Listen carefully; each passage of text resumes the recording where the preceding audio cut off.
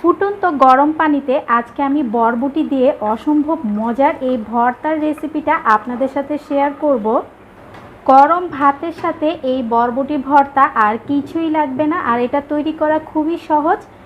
আমি একদম ফুটন্ত গরম পানিতে বরবটিগুলো এরকম ছোট ছোট টুকরো করে কেটে নিয়েছি, সবগুলো বরবটি দিয়ে দিচ্ছি। তারপর নেড়ে চেড়ে অপেক্ষা করব বরবটিগুলো সিদ্ধ হওয়া পর্যন্ত। আর বরবটির রঙগুলো আমি সবুজ রেখে আজকে ভর্তাটা করব।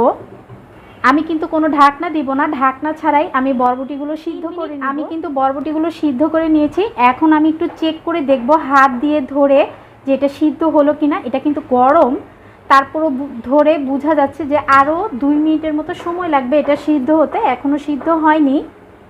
ভর্তা করার জন্য এখানে আমি কিছু পেঁয়াজ কুচি নিয়েছি আর শুকনা মরিচ নিয়েছি, 2 টুকরো রুই মাছ আমি সামান্য হলুদ আর লবণ দিয়ে খুব ভালোভাবে ভেজে নিয়েছি। আর এখানে আমি নিয়েছি রসুন কুচি।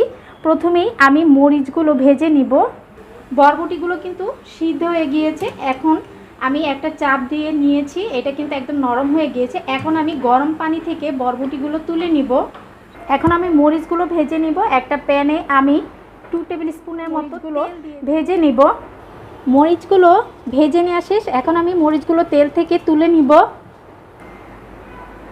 এখানে যে আমি রসুন কুচি আর পেঁয়াজ কুচি নিয়েছি, আমি এগুলো দিয়ে দিব।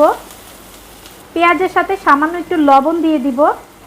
পেঁয়াজ এটা একটু নরম হওয়া পর্যন্ত আমি এটা ভেজে নিব। পেঁয়াজ ভেজে নেওয়া শেষ, এখন আমি পেঁয়াজগুলো তুলে নিব। এই প্যানের মধ্যে আমি সামান্য একটু তেল দিয়ে নিব। আগে থেকে সিদ্ধ করে রাখা বরবটিগুলো দিয়ে দিব।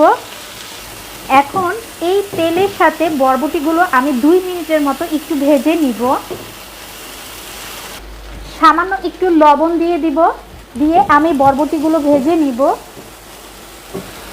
ভেজে নেওয়া শেষ, এখন আমি চুলাটা অফ করে দিব। তারপর চলে যাব ভর্তা করতে। ভর্তার জন্য এখানে আমি মাছগুলো কাটা বেছে নিয়েছি, পেঁয়াজ রসুন একসাথে ভেজে নিয়েছি, মরিচগুলো ভেজে নিয়েছি, আর এখানে আমি বরবটিগুলো নিয়ে নিয়েছি। এখন ভর্তা করার জন্য একটা বাটি নিয়ে নিয়েছি। প্রথমেই আমি শুকনো মরিচগুলো দিয়ে দিয়েছি, আর মরিচের সাথে আমি সামান্য একটু লবণ দিয়ে দিব, তাহলে মরিচগুলো গুঁড়ো গুঁড়ো হয়ে যায় খুব সুন্দরভাবে। প্রথমেই আমি যেহেতু মরিচগুলো খুব ভালোভাবে আমি ভেজে নিয়েছি, একদম মচমচে আছে, মরিচগুলো খুব সুন্দরভাবে ভেঙে যাচ্ছে। একদম হাত দিয়ে মরিচগুলো গুঁড়ো গুঁড়ো করে নিব।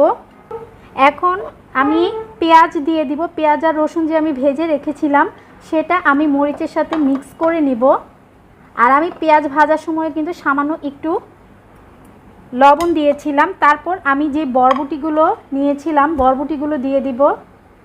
এখন আমি বরবটিগুলো খুব আস্তে আস্তে পেঁয়াজ আর মরিচের সাথে মিক্স করে নিব। হাত দিয়ে যতটুকু নরম করা যায় ঠিক ততটুকুই আমি নরম করে নিব।